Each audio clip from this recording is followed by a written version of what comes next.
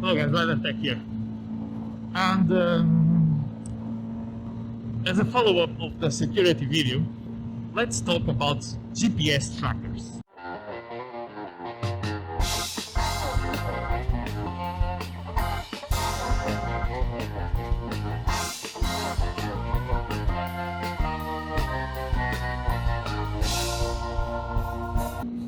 As I'm just cruising along, doing my how do you say it? Some mileage for the bike. I just want you guys to know that basically, if you have an expensive bike or if you live on the zone where a bike in theft is common, or just for some peace of mind, you should think in investing in some kind of tracking for your motorcycle.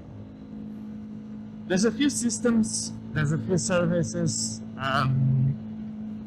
Let's take the ones that I find more a compromising price versus commodity. There's the Monimoto. That's the one that I personally like. So, but there's a link in the description for the one that I'm talking about. And there's also some company, I think it's called Invoxia. I will link the tracker. Those are similar. They use a SIM or an eSIM, and they basically it's a standalone device that does not draw power from the bike. You basically connect it to the bike, you hide it in the bike, and you set up some kind of app. And basically, if you are near the bike with the app or with the fob or something like that, the system will not arm. But if you are not, the system will arm. Let's pass this guys. The system will arm and will start tracking the bike. This system is the less intrusive, I think. There's no wiring, there's no third party, but it puts the onus of tracking the bike and contacting the authorities with you. So that's the trade-off. You need to try for the authorities to do their job when the tracker is active.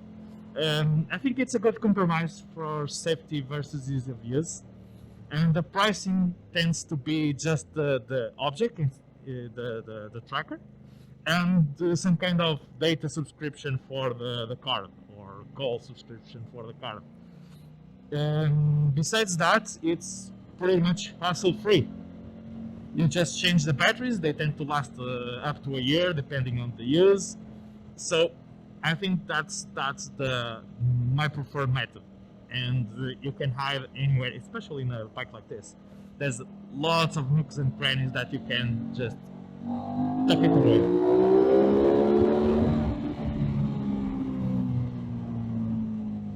Then there's the professional services.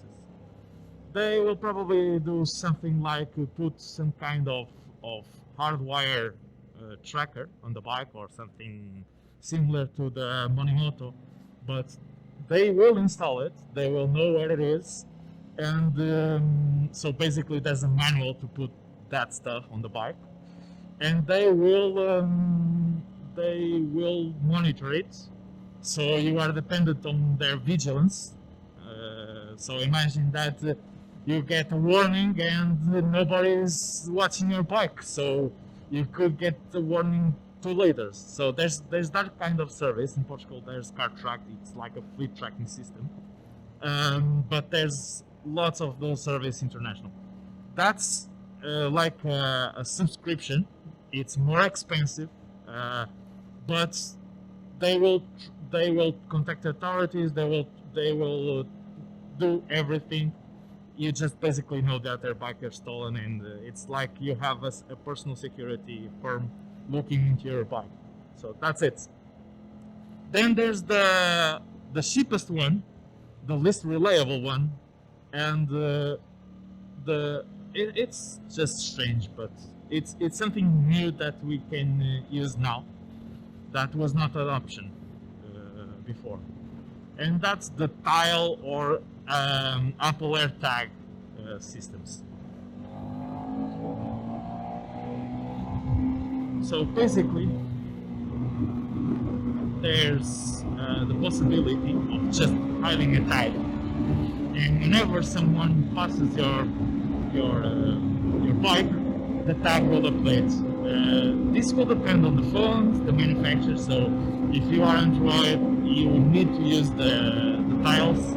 If you are Apple, you can use the AirTags. You can use an app for an Android to find AirTags, but you cannot use that for setting up. So basically, you need to have an Apple iPhone to set up an AirTag. So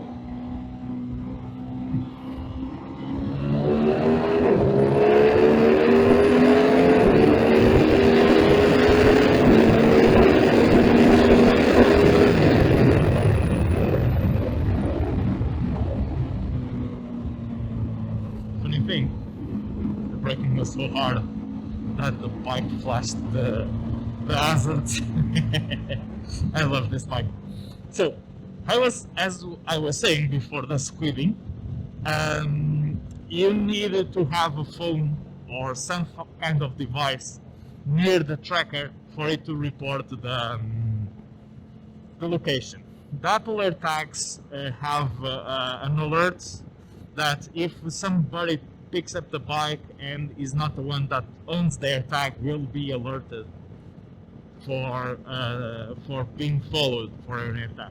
Tile just introduced a system that you can set it to not advertise, but basically they have a sue policy that if you use it to track someone, they can sue you for like $1 billion or something like that, some crazy amount of money. So let's close the argument. So what do I say? Get a tracker. If you can get multiple trackers, hide it on the bike. It's a no-brainer for me.